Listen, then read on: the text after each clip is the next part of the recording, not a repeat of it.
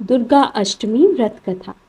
दुर्गा अष्टमी की कथा के अनुसार देवी सती ने पार्वती रूप में भगवान शिव को पति रूप में प्राप्त करने के लिए कठोर तपस्या की थी। एक बार भगवान भोलेनाथ ने पार्वती जी को देखकर कुछ कह दिया, जिससे देवी का मन आहत हो गया और पार्वती जी तपस्या में लीन हो गई। इस प्रकार वर्षों तक कठोर तपस्या करने के बाद जब पार्वती नहीं आई तो उनको खोजते हुए भगवान शिव उनके पास पहुंचे। वहां पहुंचकर मां पार्वती को देखकर भगवान शिव आश्चर्यचकित रह गए। पार्वती जी का रंग अत्यंत ओजपूर्ण था। उनकी छटा चांदनी के समान श्वेत और कुंद के फूल के समान धवल दिखाई दी। उनके वस्त्र और आभूषण से प्रसन्न होकर भगवान शिव ने देवी उमा को गौर वर्ण का वरदान दिया। एक कथा के अनुसार भगवान शिव को पति रूप में पाने के लिए देवी ने कठोर तपस्या की थी, जिससे उनका शरीर काला पड़ गया।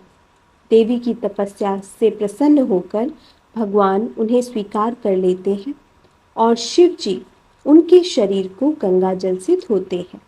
तब देवी विद्युत के समान अत्यंत कांतिमान गौर वर्ण की हो जाती है और तभी से इनका नाम गौरी पड़ा।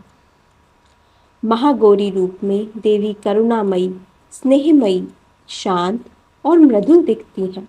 देवी के इस रूप की प्रार्थना करते हुए देव और ऋषिगण कहते हैं, सर्व मंगल मंगल्ये शिवे सर्वार्थ साधिके शरण्य त्र्यंबके गौरी नारायणी नमोस्तुते। महागौरी जी से संबंधित एक अन्य कथा भी प्रचलित है। इसके अनुसार एक सिंह काफी भूखा था।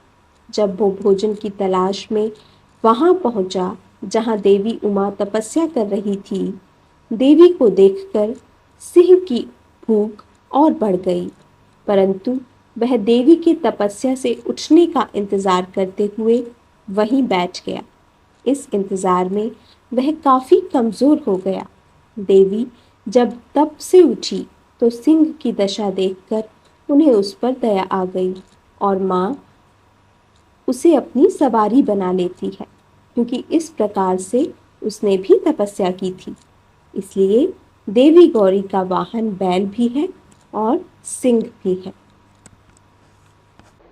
माँ भगवती देवी दुर्गा, जिनकी स्थापना मैं जो भी साधक हैं, जो भी गृहस्थ पूजा करते हैं, उनको मैं बोलता हूँ कि अपने घर में माँ भगवती देवी दुर्गा को सेवा देनी चाहिए। आमतौर पर प्रचलित जो मंत्र है भगवती देवी दुर्गा का, वो एक तो दुर्गा सप्तशती का निवारण है, ओम ऐं ह्रीं क्लीं चामुंडाय विच्चै या ओम दुं दुर्गाय नमः, ठीक है। लेकिन जैसे ओम नमः शिवाय पूर्ण मंत्र है, या ओम नमः शिवाय एक ऐसा मंत्र है जिसको जापने के लिए बनाया गया था और आप उसका सिर्फ जाप कर सकते हैं, जैसे नाम जाप होता है, उसी तरीके से बिना बीज अक्षर के वो पूर्ण नहीं होता है। तो ओम हौंग नमः शिवाय हमने आपको बताया था।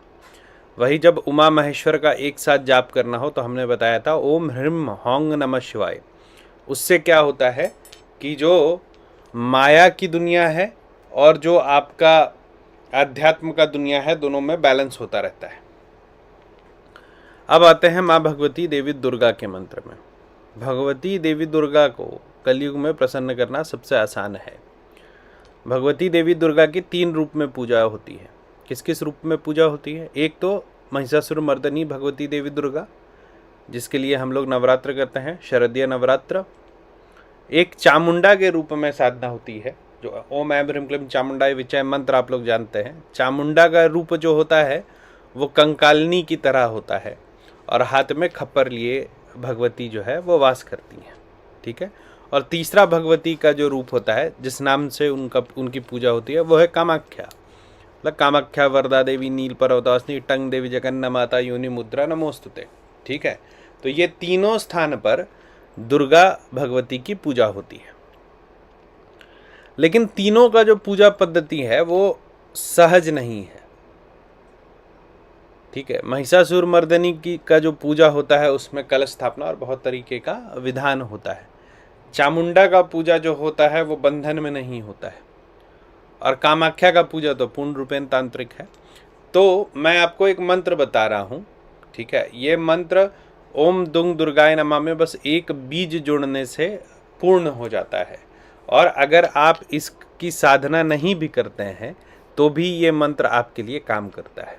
ठीक है, 3 बार आपको ये मंत्र बोल रहा हूँ। आप इस मंत्र को सुनने के बाद जाप कर सकते हैं। ठीक है, जाप करेंगे आपको पूर्ण फल की प्राप्ति होगी। जो साधक हैं उनको साधना का विधान मैं मंत्र बताने के बाद बताऊंगा। ठीक है, पहले मंत्र सुन लीजिए। ओम ह्रीम दुंग दुर्गाये नमः। ओम ह्रीम दुंग दुर्गाये नमः। ओम ह्रीम दुंग दुर्गाये नमः। तो इस मंत्र को जो आप का जो दिनचर्या है पूजा पाठ का, उसमें जो भगवती देवी दुर्गा की साधना करना चाहते हैं वो इस मंत्र से भगवती की साधना करें। अब आते हैं उन पर जो कि इस मंत्र को सिद्ध करना चाहते हैं।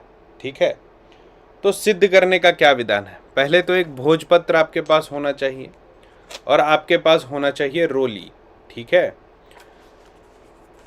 सर्वप्रथम क्या करेंगे कि एक त्रिकोण बनाएंगे जिसका जो मुख है वो नीचे की तरफ होगा। मतलब जो भगवती के लिए त्रिकोण बनाते हैं, वो जो महादेव और भैरव के लिए त्रिकोण बनाते हैं वो आपके उल्टे तरफ होता है।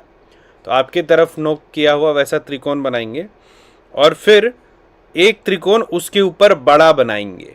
ठीक है, जिससे कि ये त्रिकोण उसके बीच में आ जाए, और ये जो त्रिकोण है ये ऊपर की तरफ उसका नोक होगा, और फिर उसी के ऊपर एक दूसरा त्रिकोण बनाएंगे जिसका नोक नीचे की तरफ होगा। तो जो है आप एक तारा की तरह एक आकृति बनाएंगे जिसके बीच में एक त्रिकोण है। फिर ये जो दोनों त्रिकोण है और ये जो तारा है, इसको आप एक सर्कल से घेर देंगे और इसके ऊपर जो है आप अष्टदल बनाएंगे। अष्टदल मतलब कमल के फूल जैसा नहीं, रेखा खींच खींच करके आप अष्टदल बनाएंगे, उसको छोटी छोटी रेखाओं से जोड़ लेंगे। ठीक है, जैसे यंत्र का बाहर का जो द्वार होता है उस तरीके से। ठीक है ना, तो ये आपका यंत्र हो जाएगा। इसके बीच में आप लिखेंगे ह्रीम। ठीक, जो साथ में भगवती की मूर्ति को स्थापित करना चाहते हैं तो एकदम ध्यान से सुनिए कि आपको थोड़ा डिफिकल्ट है, लेकिन अष्ट धातु की मूर्ति की स्थापना करनी चाहिए अपने घरों में।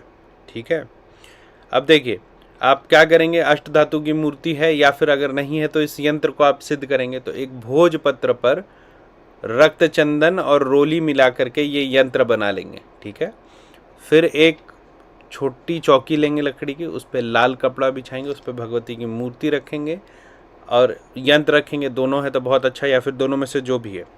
उसके बाद थोड़ा फूल और अक्षत लेंगे और मूर्ति और यंत्र की पूजा करेंगे। तो सबसे पहले हम करेंगे पूजा यंत्र की।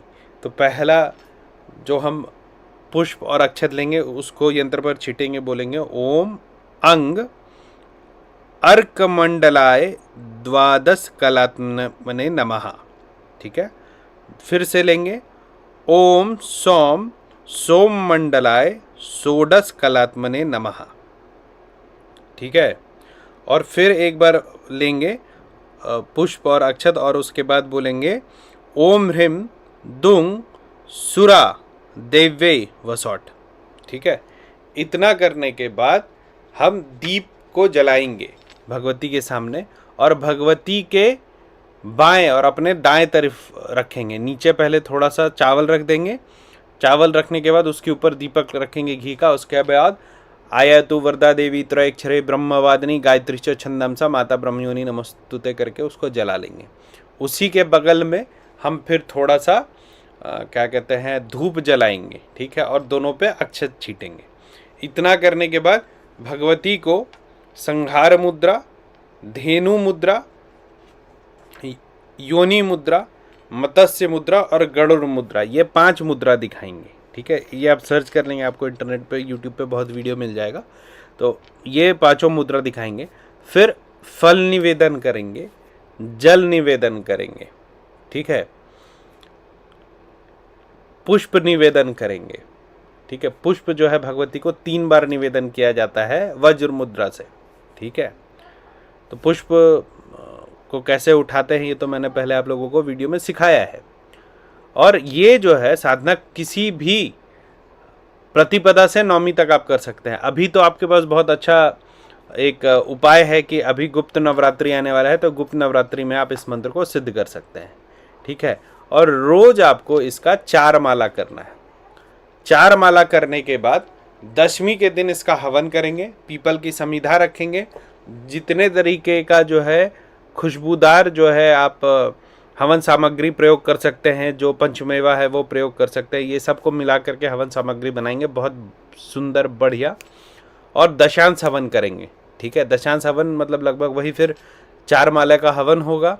ठीक है, उसके बाद एक बर्तन में दूध और मिश्री घोल के रख लेंगे और उसके बाद तर्पण करेंगे हवन का दशांश, और फिर उसी दूध और मिश्री से जो बचा हुआ है उससे मार्जन करेंगे दशांश। उसके बाद एक ब्राह्मण को भोज करवाएंगे और 1, 5, 7 आपकी शक्ति के अनुसार उसको द्रव्य देंगे, और उसके बाद ये मंत्र आपका सिद्ध हो जाएगा। रोज 1 माला जाप करेंगे, अनंत फल की आपको प्राप्ति होगी। भगवती दुर्गा का जो है विशेष जो है आप पर कृपा रहेगा। ऐसे तो भगवती देवी दुर्गा का बहुत मंत्र है, लेकिन ये इस मंत्र का एक विशेष अधिकार है भगवती पर। ऐसे तो दुर्गा दुर्गा जाप करने से भी आपको लाभ हो जाएगा, लेकिन इस मंत्र को करिए। अभी गुप्त नवरात्रि भी आ रहा है तो बहुत आप लोगों को आनंद आएगा, करिए इसको आज की। पंकज जी चंडीगढ़ से, राधा वल्लभ श्रीहरिवंश। महाराज जी आपके चरणों में कोटि कोटि प्रणाम। महाराज जी मैं माँ दुर्गा का भक्त हूँ, माँ दुर्गा के दर्शन करना चाहता हूँ, तो कि की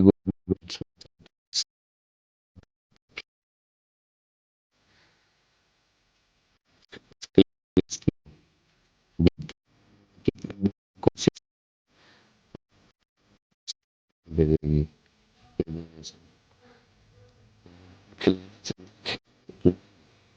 तो फिर किसी सदस्य को प्रेरण करके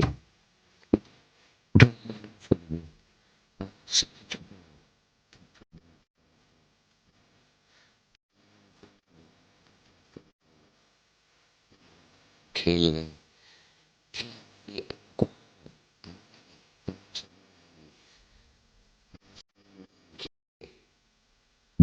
कर कोई अच्छा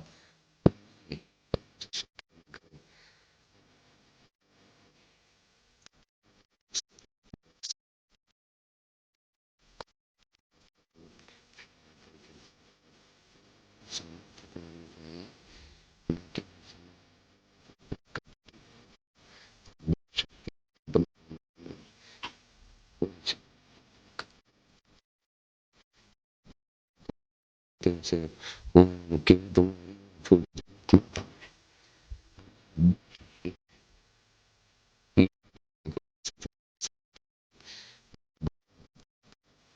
और से उनके उनके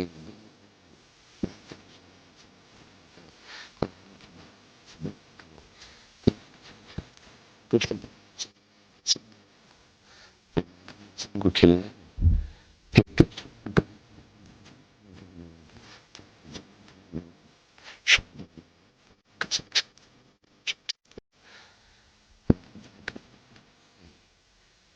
ऐसे इसके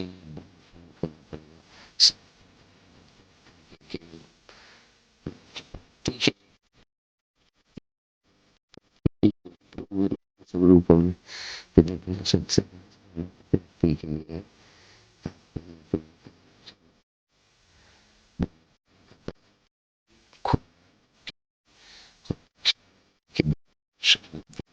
शक्ति है उसका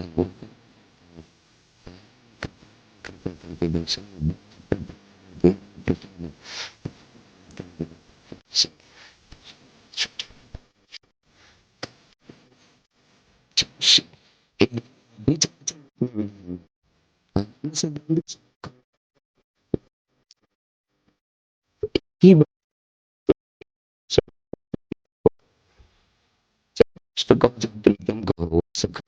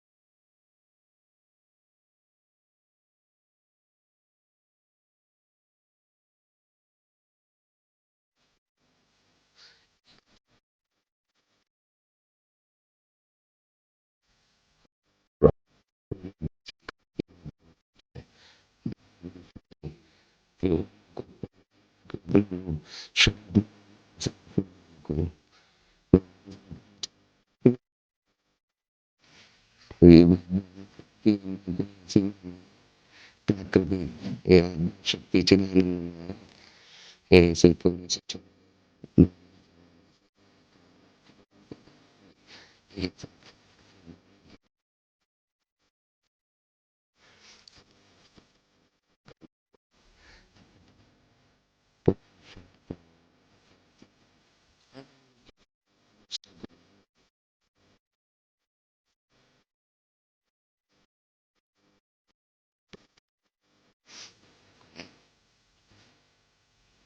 शक्तियों के बलबूते पर ही इस अस्तित्व का निर्माण हुआ है। वो जैसे हैं वो अपनी जगह पर बने रहते हैं और वो गतिमान हैं। देवी कोई कण नहीं है, वो अस्तित्व की इन 3 मूल शक्तियों को थाम कर रखने वाला आकाश है। इस धरती की ज्यादातर संस्कृतियों ने स्त्री गुण को पूरी तरह से खो दिया है। आप देख रहे हैं ये 2 सबसे हावी फैक्टर हैं, इसलिए आप देखेंगे स्त्री गुण के लिए कोई जगह नहीं है, सब कुछ पुरुष गुण के बारे में है।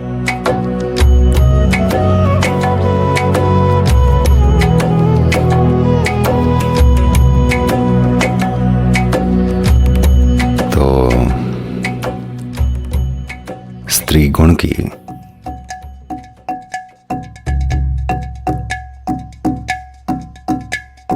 व्याख्या करने का मूल शब्द था री। ये शब्द री है जिसे सृष्टि का मूल या देवी मां कहते हैं। यहीं से आजकल का शब्द स्त्री आया है। स्त्री का शाब्दिक अर्थ है महिला, री शब्द का अर्थ है गति, संभावना या ऊर्जा। ये वो शब्द भी है जिससे आर्य शब्द निकला है। आर्य यानी सभ्यता या संस्कृति। या प्रतीकात्मक रूप से ये कहना कि जब पुरुष गुण प्रभाव में होता है तब ये जीतने वाली बात होती है, लेकिन तब जब स्त्री गुण प्रभाव में आता है तभी एक सभ्यता बनती है। ये एक ऐसी संस्कृति है जिसने स्त्री गुण का बहुत गुणगान किया है, और साथ ही ये एक ऐसी संस्कृति भी है जहां स्त्री गुण का घिनौना शोषण भी हुआ है। इस संस्कृति की बुनियाद स्त्री गुण के गुणगान में है, लेकिन धीरे धीरे ये संस्कृति स्त्री गुण के शोषण में बदल गई। अब सृष्टि की रचना की बात है तो स्त्री गुण का जन्म आखिर हुआ कैसे?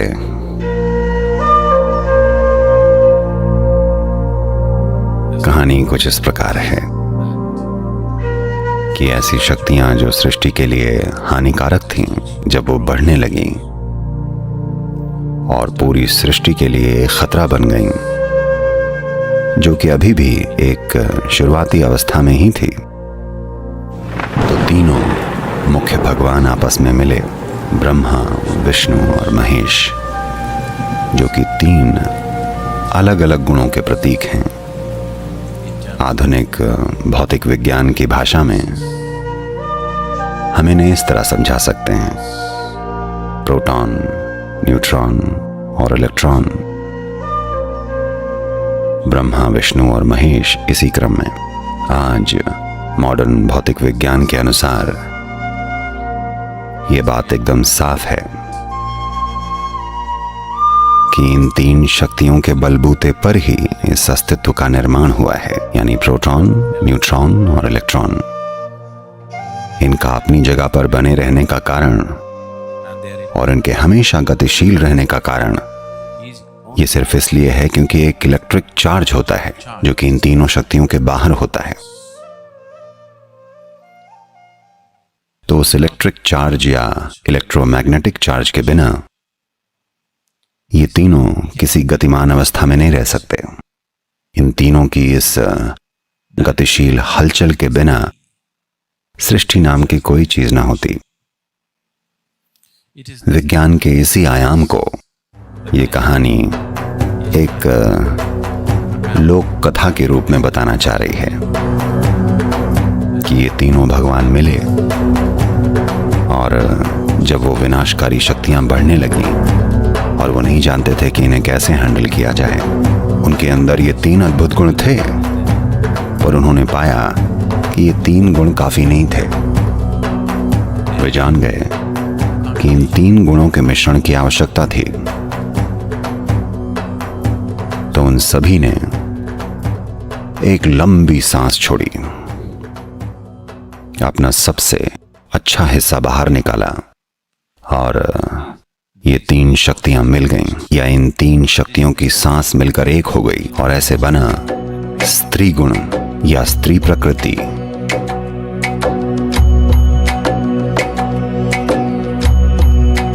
या देवी।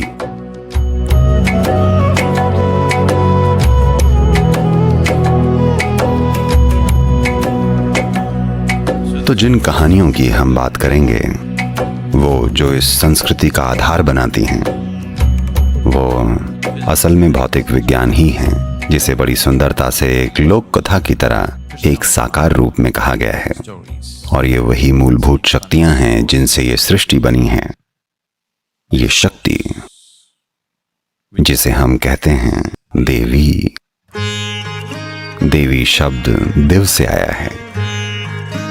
दिव यानी आकाश। तो देवी कोई कण नहीं है, वो अस्तित्व की इन तीन मूल शक्तियों को थाम कर रखने वाला आकाश है।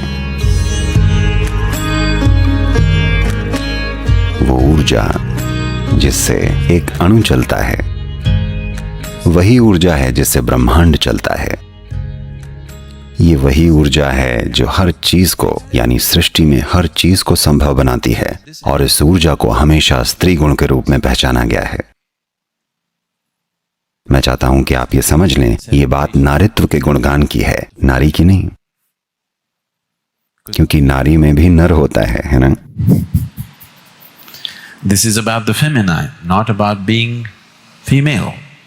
Being female is a very bodily thing. ये स्त्री गुण की बात है, स्त्री होने की नहीं। एक स्त्री होना केवल शरीर की बात है, स्त्री गुण का होना शरीर की बात नहीं है। ये उससे कहीं बढ़कर है। जब जिंदा रहना ही सबसे बड़ा मुद्दा हो तो स्वाभाविक है पुरुष गुण दुनिया पर राज करेगा। जब भरण पोषण अच्छे से चल रहा होता है, सिर्फ तभी स्त्री गुण बाहर आता है। जब समाज में भरण पोषण का ख्याल रखा जा चुका होता है, सिर्फ तभी स्त्री गुण की बारी आती है। पर दुर्भाग्य से दुनिया में एक बड़ी त्रासदी हो रही है, वो ये कि हालांकि दुनिया में कम से कम 50% आबादी के लिए भरण पोषण बहुत अच्छे से चल रहा है, वो बस अपने रहन सहन के लेवल को और ज्यादा से ज्यादा आगे धकेल रहे हैं। एक समय पर भरण पोषण का मतलब सिर्फ 2 वक्त का खाना था, फिर इसका मतलब हुआ एक झोपड़ी होना, फिर एक घर का होना, फिर एक महल होना, अब बेंटली या मर्सिडीज का होना या जो भी है। रहन सहन के लक्ष्यों को और आगे से आगे बढ़ाया जा रहा है। लोग अपने रहन सहन को मुश्किल से मुश्किल बनाते जा रहे हैं। बहुत से लोगों को अपने जीवन में ये सारी अलग से जुड़ी हुई चीजें अलग से जुड़ी हुई नहीं लगती। वो इसे भरण पोषण ही मानते हैं, एक दूसरे लेवल का भरण पोषण। हाँ, ऐसा है कि नहीं है? भरण पोषण का एक और लेवल है, सामाजिक भरण पोषण, जो कि पूरी तरह से एक अलग ही स्तर का है।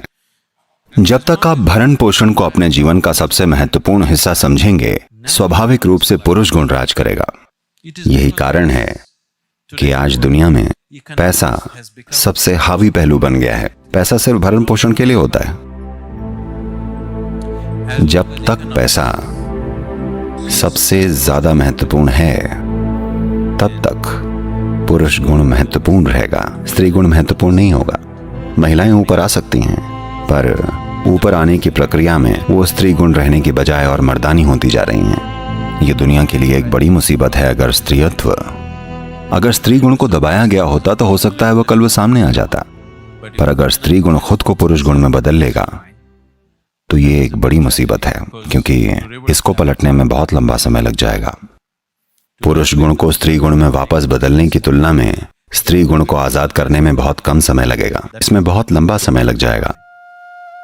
हम इस समय दुनिया में उस ओर बढ़ रहे हैं, क्योंकि पैसे या अर्थशास्त्र का राज चल रहा है। जैसे जैसे तकनीक और पैसा ज्यादा से ज्यादा प्रभावी होते जाएंगे, आप देख रहे हैं आज ये दोनों सबसे प्रमुख फैक्टर हैं, तब आप देखेंगे कि स्त्री गुण के लिए कोई जगह नहीं होगी। सब कुछ पुरुष गुण के बारे में है। सिर्फ तभी जब प्रेम, संगीत, कला, ये और वो, ये सारी चीजें जीवन के बारीक पहलू प्रभाव में होंगे, दुनिया में उतने ही महत्वपूर्ण होंगे जितने कि तकनीक और अर्थशास्त्र हैं। सिर्फ तभी स्त्री के लिए एक समान भूमिका निभाने की गुंजाइश है। नहीं तो महिलाएं पुरुषों जैसा व्यवहार करने लगेंगी, जो कि बड़े पैमाने पर होने भी लगा है। क्योंकि कहीं ना कहीं ये धारणा है कि आदमी जैसा बनकर ही आप सफल हो सकते हैं, जो कि एक बिल्कुल ही गलत सोच है। ये पूरी तरह से एक विनाशकारी सोच है, जो कि आज लोगों के दिमाग में घुस चुकी है कि आज अगर आप एक मर्द की तरह होंगी तभी आप सफल हो सकती हैं। तो अगर हमें इस आयाम को जानना है, समझना है, यानी अपने अंदर के स्त्री गुण को, या अगर हमें अस्तित्व में व्याप्त स्त्री गुण के आयाम की खोजबीन करनी है, तो हमें एक खास तरह से होना होगा, नहीं तो आप स्त्री गुण से चूक जाएंगे। दुनिया की ज्यादातर संस्कृतियां स्त्री गुण से पूरी तरह से चूक गई हैं। वहां महिलाएं हो सकती हैं, लेकिन स्त्री गुण ज्यादा नहीं है। यहां वहां स्त्री गुण की झलकें मिल सकती हैं, लेकिन कोई असली स्त्री गुण घटित नहीं हो रहा है। स्त्री गुण एक बड़े उत्सव के रूप में नहीं घटित हो रहा है। स्त्री गुण पूरे जोश में घटित नहीं हो रहा है, क्योंकि ज्यादातर संस्कृतियां जीत हासिल करने से विकसित हुई हैं। जीवन को हमेशा जीत के रूप में, उपलब्धि के रूप में देखा गया है, कभी समावेश के रूप में नहीं। सिर्फ ऐसी संस्कृति में, सिर्फ ऐसी जगह पर, सिर्फ एक इंसान के भीतर जो जीवन को समावेश के रूप में देखता है, उस व्यक्ति के अंदर स्त्री गुण पूरे प्रवाह में व्यक्त होता है। वो जो जीवन को एक उपलब्धि के रूप में देखता है, वो जो जीवन को जीत की तरह देखता है, वो स्त्री गुण को नहीं जान पाएगा।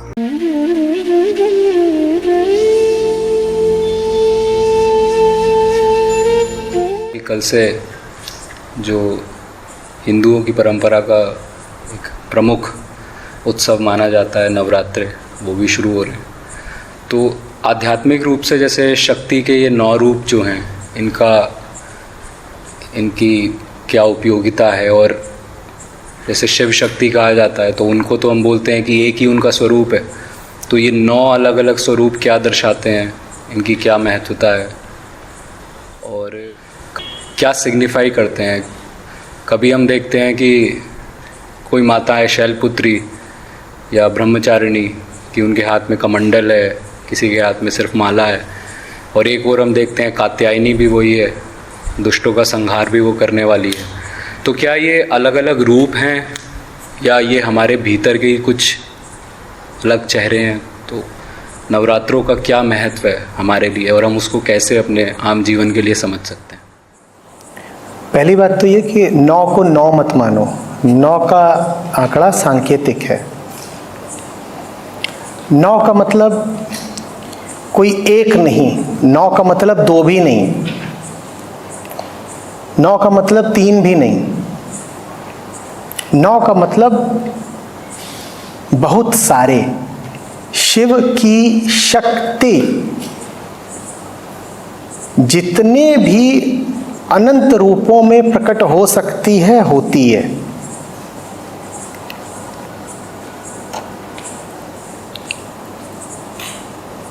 ब्रह्मचारिणी है, महागौरी है तो शांत है, क्षमा करने वाली है। और तुमने कहा कात्यायनी है, या चंद्रघंटा है, स्कंद माता है तो संहार करने वाली है।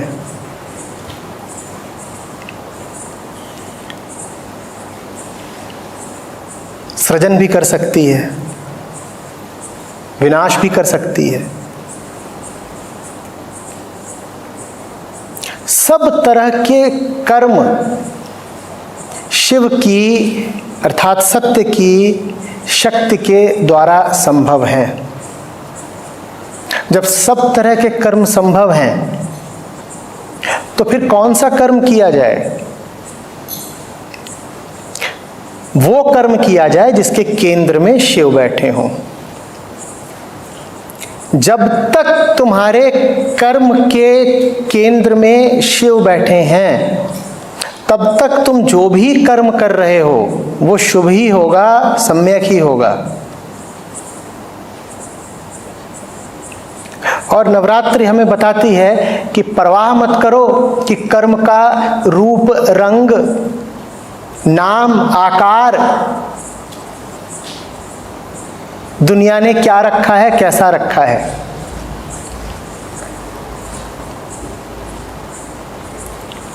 शक्ति महागौरी के रूप में सामने आए तुम्हारे तो तुम्हें लगेगा ममतामयी मां, और शक्ति काली के रूप में सामने आए तुम्हारे तो थर्रा उठोगे, थरथरा जाओगे, कहोगे अभी वध होता है।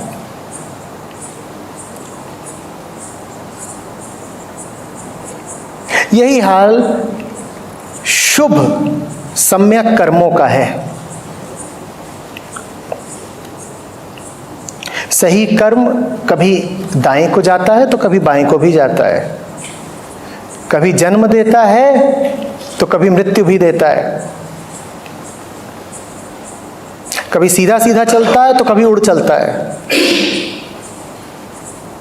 तो इसीलिए परवाह ही मत करो कि कर्म कैसा चल रहा है। कर्म की परवाह तो वो करते हैं जो कर्मों से गहरे देखना जानते ही नहीं।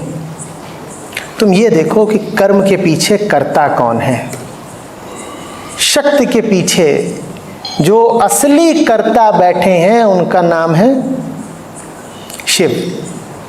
तो बस तुम ये देख लो कि तुम्हारा काम, तुम्हारा विचार और तुम्हारा पूरा जीवन ही शिवत्व के केंद्र से आ रहा है या नहीं आ रहा है।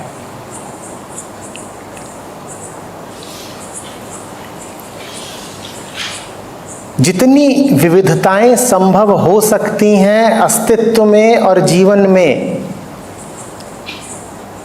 सब का प्रतीक है नवरात्रि। कोई विविधता बुरी नहीं है, कोई विविधता अच्छी नहीं है। जीवन में भी कोई विशेष कर्म पाप नहीं कहला सकता और कोई विशिष्ट कर्म पुण्य भी नहीं कहला सकता। सही गलत का, अच्छे बुरे का, पाप पुण्य का निर्धारण बस एक बात करती है कि शिव से निकला है कर्म या नहीं निकला, सच्चाई से निकला है या नहीं निकला। सच्चाई से अगर नहीं उद्भूत होगा तुम्हारा कर्म, तुम्हारा जीवन, तो फिर वो कहाँ से संचालित हो रहा होगा? सच से नहीं चल रहा तो झूठ से चल रहा होगा। और झूठ माने क्या? डर, बेचैनी, लोभ, भय, ईर्ष्या, भ्रम, यही देखना है। यही संदेश है नवरात्रि का कि जिंदगी जी किस आधार पर रहे हो।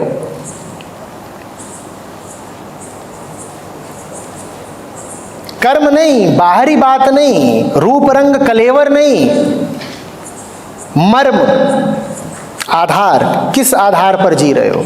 शिव के आधार पर जी रहे हो या शव के आधार पर जी रहे हो? सत्य के आधार पर जी रहे हो या भ्रम और मोह?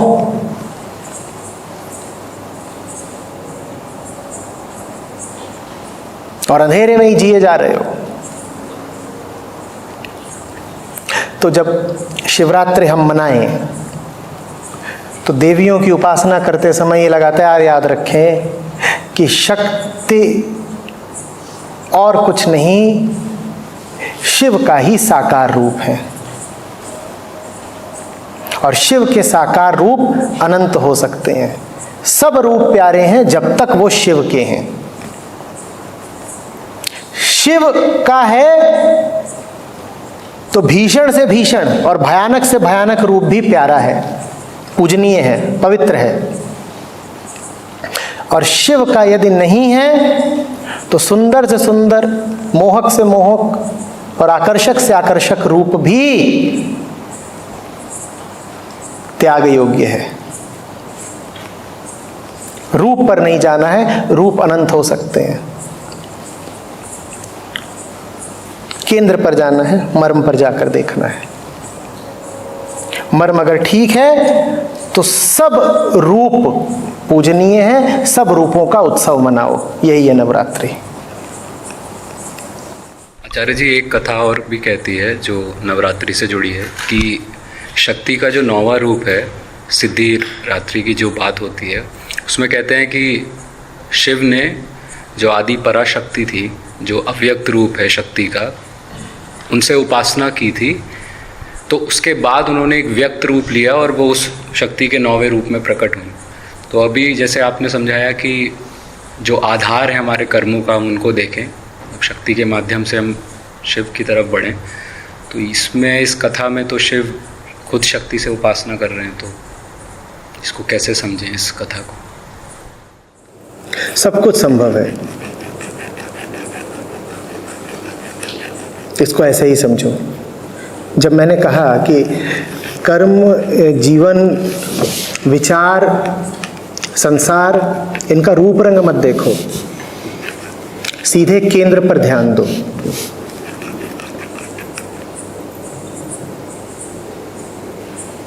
तो फिर रूप, रंग, कर्म, घटनाएं कैसी भी हो सकती हैं। जब तुम कह रहे हो शिव उपासना कर रहे हैं, कथा कहती है शिव उपासना कर रहे हैं, शिव उपासना कर ही नहीं सकते। शिव अद्वैत ब्रह्म है, किसकी उपासना करेंगे?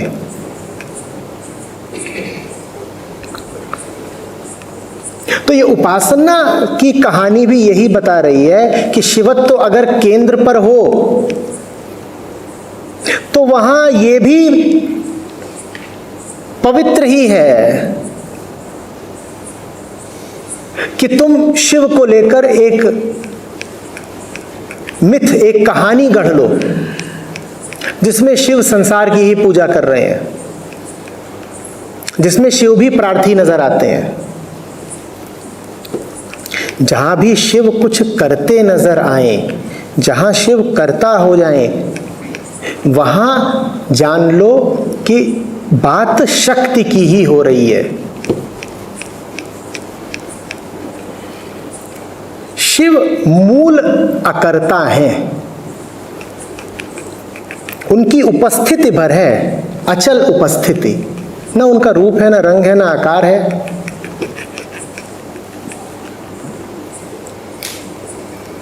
पर चूंकि हमारी आंखों को तो सिर्फ रूप, रंग, आकार ही दिखाई देता है, तो शिव का जो व्यक्त रूप है इस पूरे संसार में, जो ऊर्जा का प्रवाह है, जो चलती फिरती चीजें हैं, इनमें निहित शिवत्व को दर्शाने के लिए हम नाम लेते हैं शक्ति का।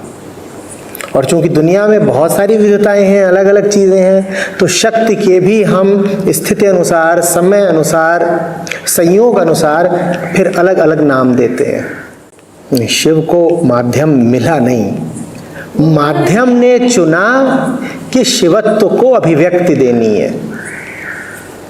आप ये चुनाव करते हैं कि शिवत्व को अभिव्यक्ति देनी है। साधारणतः हमारा चुनाव ये रहता है कि हमारे भीतर जो कूड़ा कचरा इत्यादि भरा हुआ है वही अभिव्यक्त होता रहे हमारे माध्यम से। कभी कभार ऐसा होता है कि ये जो अहम है ये शिव को चुने। जब ये शिव को चुनता है तो फिर ये शिव में लीन हो जाता है। शिव में लीन हो जाता है तो फिर शिव ही इसके माध्यम से अभिव्यक्त होते हैं, काम करते हैं। ऐसे कह लो कि अहम जब शिव को चुन ले तो शक्ति हो गया। शक्ति नाम किसका है? उसका जिसने शिव को चुन लिया।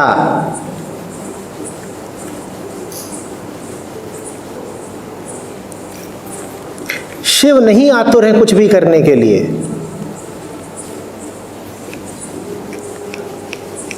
जगत चलता हो चले, भस्म होता हो तो भस्म हो जाए, शिव की कोई आतुरता नहीं है। हाँ, तुम्हें चैन चाहिए तो तुम शिव का चुनाव करोगे, गरज तुम्हारी है। तुम नहीं चुनाव करोगे, तुम ही परेशान पड़े रहोगे। तुम अपनी खातिर शिव का चुनाव करो। मैं जानना चाहती हूँ कि लिंग भैरवी देवी के चरणों में महिषासुर के रूप का क्या महत्व है? इसका मतलब है एक स्त्री ने एक पुरुष को मार दिया। महिषासुर पहले एक आदमी है। हम उनके बारे में ज्यादा नहीं जानते, लेकिन परंपरा में उनकी बहुत बुराई की गई है।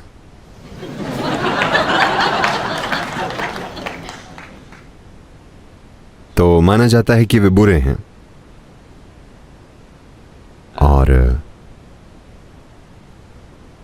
देवी ने उन्हें मार दिया। और उनका वाहन बेचारा शायद घोड़े का खर्च नहीं उठा सकता था, तो उसने एक भैंस रखी थी। और न सिर्फ उसे बल्कि उसकी भैंस को भी मार दिया गया। भैंस लड़ सकती है, तो अतीत में कुछ लोग भैंसों की सवारी करते थे, क्योंकि लड़ाई में भैंस घोड़े से काफी अच्छी होती है।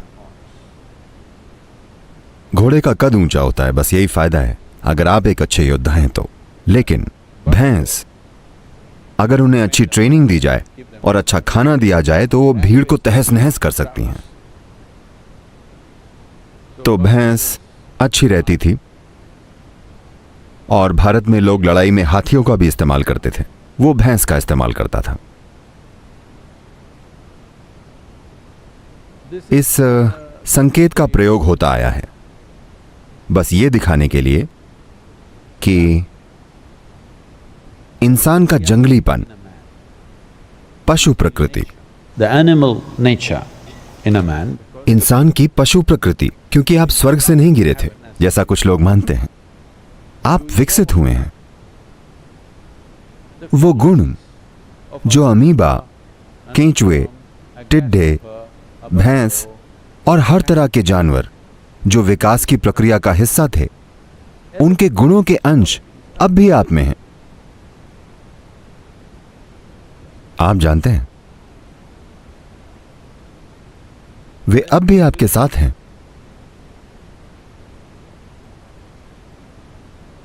तो ये सभी विवश करने वाले झुकाव हैं।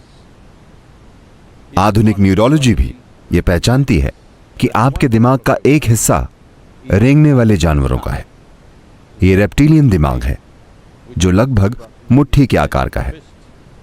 तो विकास की प्रक्रिया और आधुनिक न्यूरोलॉजी ये पहचानती है कि दिमाग का एक हिस्सा है जो रेंगने वाले जानवरों जैसा है।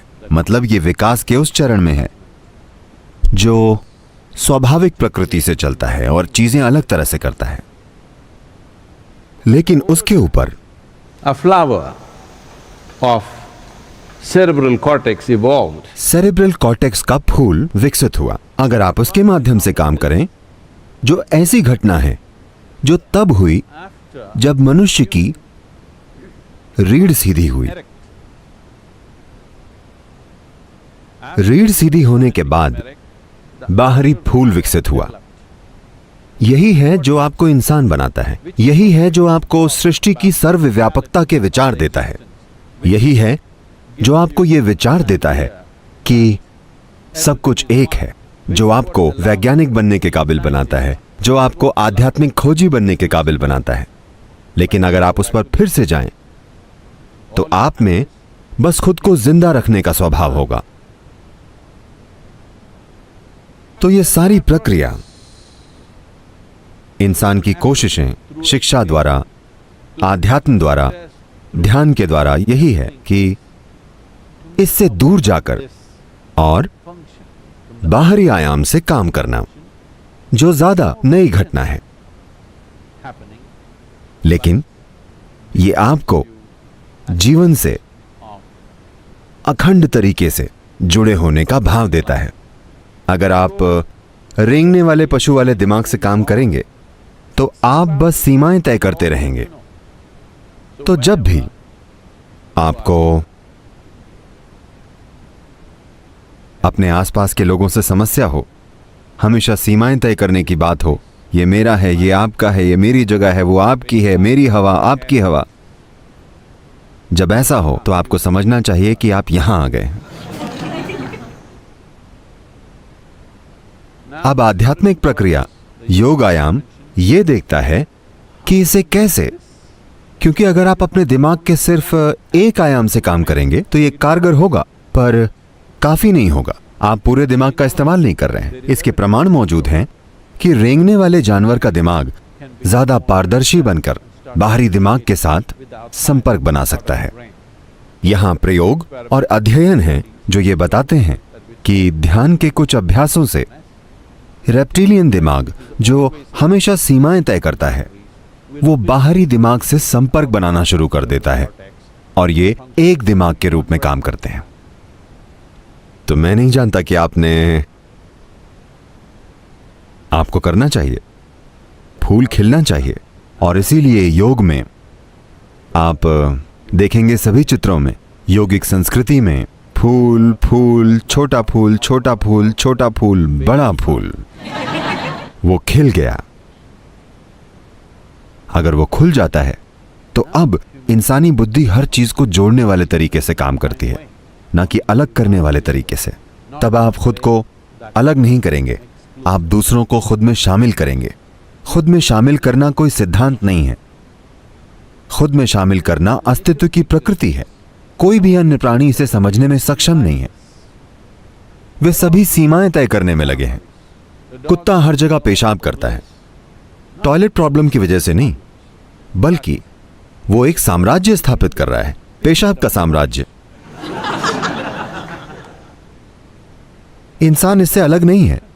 वे यही चीज अलग तरीके से करते हैं। ये मेरा है, वो मेरा है, वो मेरा है, वो मेरा है। एक साम्राज्य स्थापित करना, जब हो सके उसे बढ़ाना थोड़ा सा, जब हो सके थोड़ा और बढ़ाना, न हो सके तो दीवार बना लेना। यह हमेशा होता रहता है। तो ये चित्र या ये चिन्ह ये हैं कि उस जानवर को मारकर नीचे गिरा दिया गया है। यही संकेत है।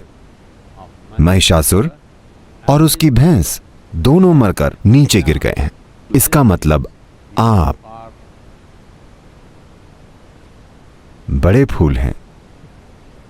संकेत यह भी है कि जब पुरुष प्रकृति अपने ही स्वभाव से जीती है तो ये अपनी मूल प्रवृत्ति में जीती है। मतलब ये जब स्त्री प्रकृति आती है तभी ये थोड़ी सी खुलती है।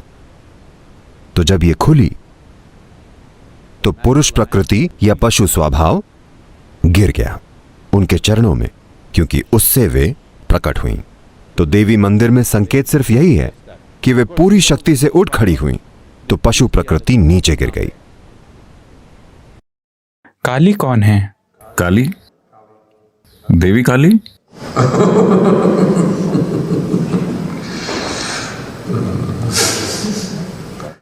काली मुसीबत है। वो महिला, वो बहुत भयंकर महिला है। वैसी महिला को संभालने के लिए आपको एक अलग तरह का हुनर चाहिए, क्योंकि भारत में विशेष रूप से विभिन्न देवताओं और देवियों का सृजन किया गया है। When I say created, वैसे तो ये असीमित ऊर्जा है, पर कुछ ऐसे प्राणी जो बखान करने के बजाय कुछ उद्देश्यों के लिए इसका उपयोग करना चाहते थे, और जब उनमें चेतना की एक खास स्थिति थी, तब उन्होंने कुछ रूपों का सृजन किया, कुछ सुखद, कुछ प्रचंड, कुछ दूसरी तरह के, ताकि उनका उपयोग आपके जीवन के अलग अलग आयामों के लिए किया जा सके। ये ऐसे हैं, शिक्षा ही है, लेकिन अब शिक्षा की कई सारी शाखाएं हैं, है ना, जो अच्छे से स्थापित हैं।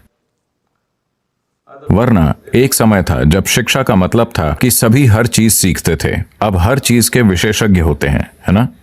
इस तरह उन्होंने अलग अलग तरीकों से ऊर्जा बनाई, ताकि ये ऊर्जा विभिन्न लोगों के लिए अलग अलग तरीकों से उपलब्ध हो सके, क्योंकि उन्हें अपने जीवन के कुछ पहलुओं के लिए इसकी जरूरत होती थी। Kali is a very fierce one. काली बहुत प्रचंड है, कई मायनों में She is very easily approachable. दूसरे रूपों की तुलना में उन तक आसानी से पहुंचा जा सकता है, काफी आसानी से पहुंचा जा सकता है, लेकिन साथ ही वो बहुत बहुत बहुत प्रचंड है।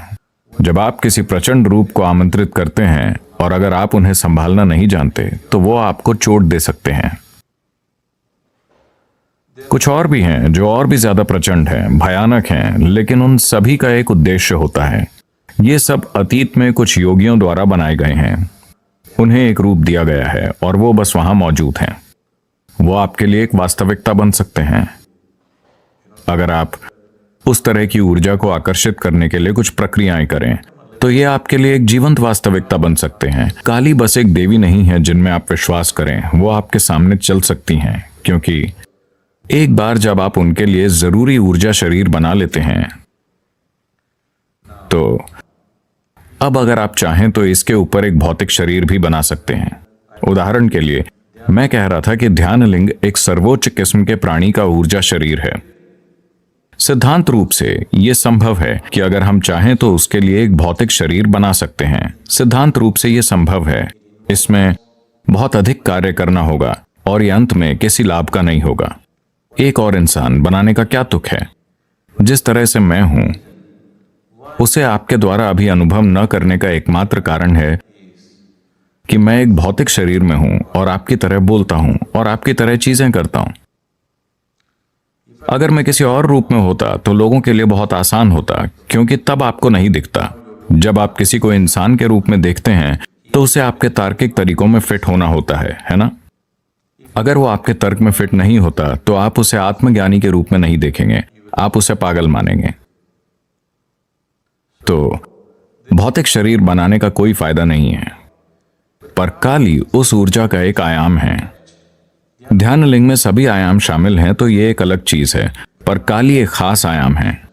उन्होंने काली को बनाकर खुला छोड़ दिया, तो उन्हें कुछ स्थानों पर कुछ खास तरीकों से प्रतिष्ठित किया गया है। कोई भी उन तक पहुंच सकता है। वो अस्तित्व में वाकई शक्तिशाली ताकत है। और सिर्फ काली ही नहीं, दूसरी भी हैं, डाकिनी, राकिनी, लंकिनी, बहुत सी हैं, जो सभी यौगिक परंपरा का हिस्सा थीं। लेकिन आमतौर पर हम उन जगहों में लोगों के साथ नहीं जाते, क्योंकि ज्यादातर लोगों के लिए ऐसी चीजें जरूरी नहीं हैं। यह सिर्फ उनके लिए है जो दुनिया के साथ कुछ चीजें करना चाहते हैं। उन्हें ये चीजें जानने की जरूरत होती है। दूसरे लोग जो सिर्फ आपकी मुक्ति चाहते हैं, उन्हें ऐसी चीजों पर विश्वास करने की जरूरत भी नहीं है। उन्हें ऐसी जगहों में घुसने की जरूरत भी नहीं है, क्योंकि इसमें बहुत जटिलताएं हैं। ये सृष्टिकर्ता की भूमिका करने की कोशिश करने जैसा है। इसमें बहुत अधिक जटिलताएं हैं।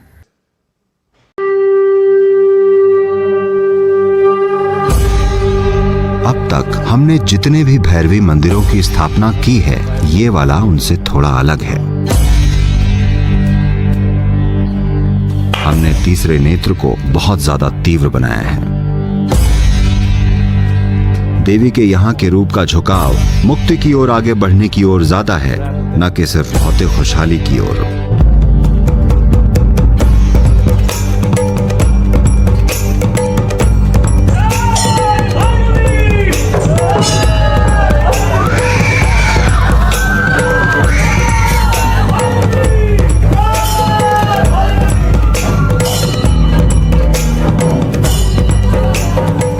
पिछले 12 से 1500 सालों में देवी का ऐसा रूप बहुत ही दुर्लभ है जो कि मरकरी या पारे पर आधारित हो।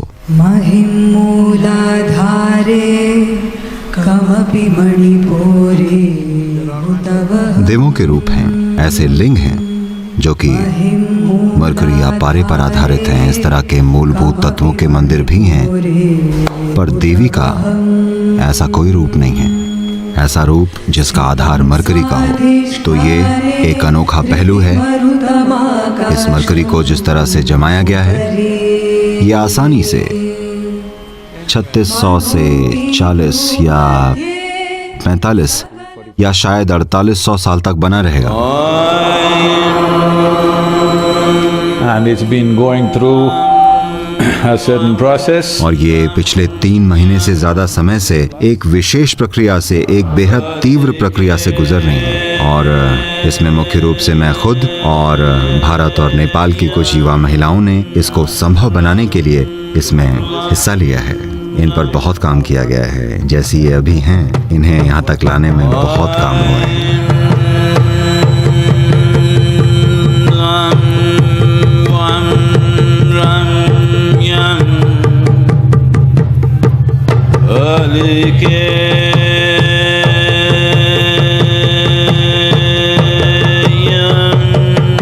एक और पहलू है ये कलश। 5 कलश ऊपर हैं, 3 ठीक यहाँ हैं, एक बिल्कुल ठीक देवी के ऊपर है और एक सामने बाहरी मंडप में है। तो इन तीनों को हम जमी हुई मरकरी या पारे से ऊर्जान्वित करेंगे।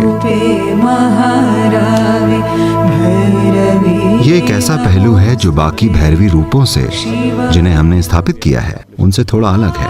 यानी कि हमने तीसरे नेत्र को बहुत ज्यादा शक्तिशाली बनाया है। तो देवी के इस रूप में करुणा से ज्यादा तीव्रता है।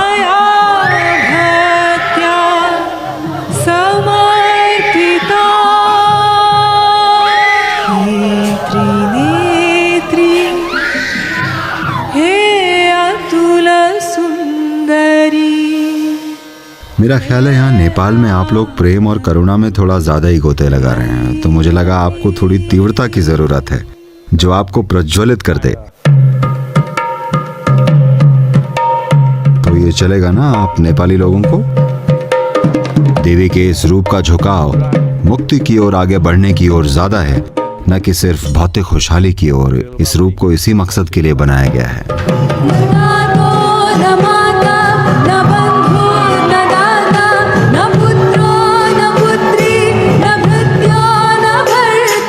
देवी का मकसद आपको जीवन के प्रति संवेदनशील बनाना है, न कि सामाजिक विचारधाराओं या फिलॉसफी या शास्त्रों के प्रति संवेदनशील बनना। नहीं, जीवन के प्रति संवेदनशील बनना। शिवाभरणं घोररूपं पंच इंद्रियतारकं, शिवाभरणं घोररूपं पंच इंद्रियतारकं, नित्यं जाग्रस्थिते निष्ठं नागनागम् आश्रयेऽहं, नित्यं जाग्रस्थिते निष्ठं नागनागम् आश्रयेऽहं, नागनागं नागनागं नागनागम् आश्रयेऽहं, नागनागं। ताकि कि आप अपने अस्तित्व का महत्व जान पाएं, न कि उसका जो आप करते हैं या नहीं करते, सिर्फ अपने अस्तित्व का महत्व। हर इंसान को इसका अनुभव होना चाहिए, क्योंकि ये सौभाग्य सिर्फ एक इंसान के पास होता है। आपको इसका उपयोग करना ही चाहिए। नमस्कार। ये अनुभव अद्भुत था, शब्दों में बयां नहीं किया जा सकता। मैंने ऐसा अनुभव जीवन में पहले कभी नहीं किया है। देवी ने मुझे एक नया जीवन दिया है।